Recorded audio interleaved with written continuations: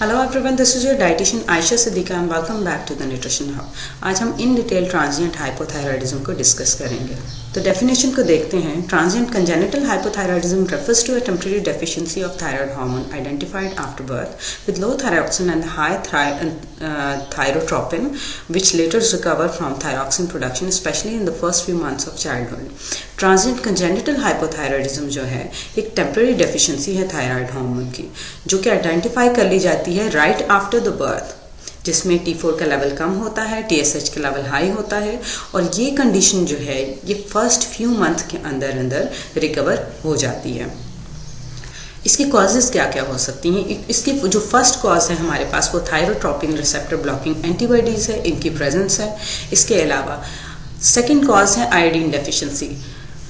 During gestation अगर female की body के अंदर, मदर की बॉडी के अंदर आयोडीन का लेवल कम है पुअर ईटिंग हैबिट्स की वजह से, तो आयोडीन क्या करती है, ये थायराइड ग्लैंड की प्रॉपर जो है फॉर्मेशन करवाती है।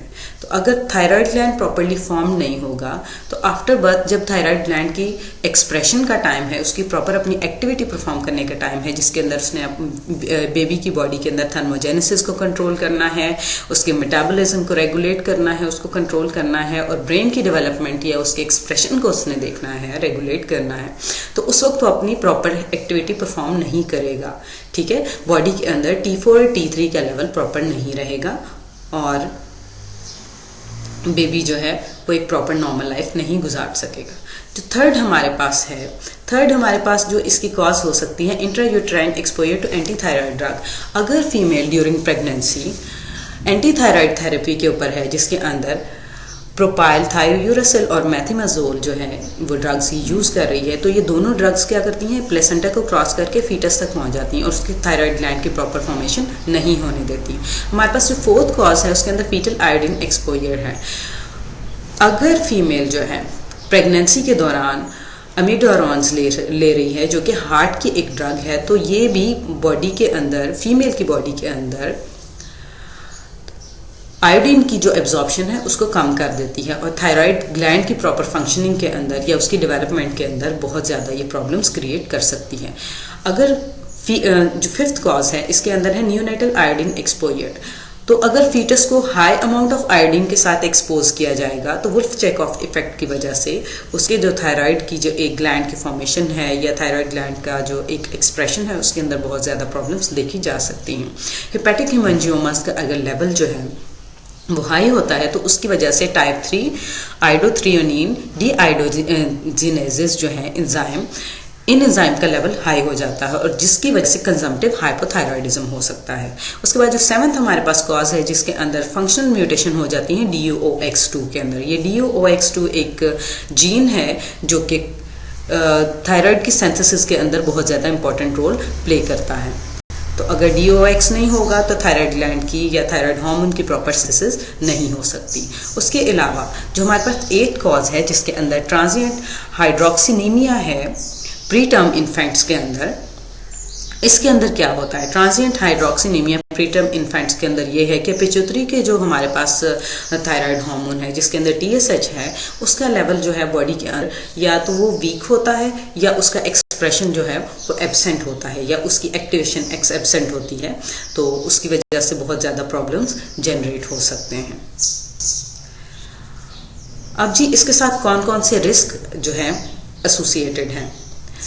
ट्रांजिएंट हाइपोथायराइडिज्म के साथ जो एनॉमलीज हमारे पास एसोसिएटेड हैं उसके अंदर हार्ट की जो है वो सिस्टम के अंदर मैल फंक्शन देखा जा सकता है, किडनी के सिस्टम की खराबी देखी जा सकती है, यूरिनरी ट्रैक्ट के सिस्टम के अंदर मैल फंक्शन देखा जा सकता है, गैस्ट्रोइंटेस्टिनल सिस्टम के अंदर मैल फंक्शन देखा जा सकता है, और स्ट्रक्चरल और स्केलेटल फंक्शन के अंदर उसका जो है वो मैल फंक्शन देखा जा सकता है। उसके अलावा अब हम देखते हैं नेक्स्ट में suggested approach to treat transient hypothyroidism.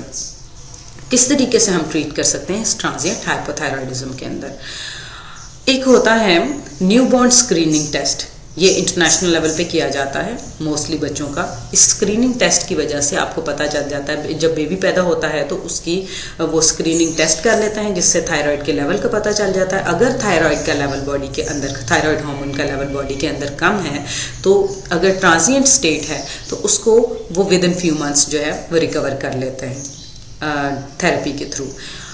Abnormal thyroid function test जो जब बर्थ के ऊपर हम करवाते हैं तो ये किस किस चीज़ को इंडिकेट करता है, ये बता देता है परमानेंट हाइपोथायराइडिज्म के बारे में या ट्रांजिएंट हाइपोथायराइडिज्म के बारे में आपको बता सकता है, फैमिली हिस्ट्री बता देता है कंजेनिटल हाइपोथायराइडिज्म की, और ये बता देता है कि TSH का लेवल जो है वो बॉडी के अंदर फीटस की जो न्यूली बोर्न है उसकी बॉडी के अंदर ज़्यादा है कम है, फेशियल एबनॉर्मेलिटीज़ जो है उनको ये बता देता है, मल्टीपल पिट्यूटरी की जो एबनॉर्मेलिटीज़ हैं उसको ये इंडिकेट कर देता है। उसके अलावा ये रिस्क को इंडिकेट कर देता है ट्रांजिएंट कंजेनिटल हाइपोथायराइडिज्म की, आयोडीन डेफिशिएंसी की वजह से ये हो सकता है, उसके बाद आयोडीन के एक्सेस की वजह से, जैसे अभी हमने इसकी कॉजेज डिस्कस की हैं।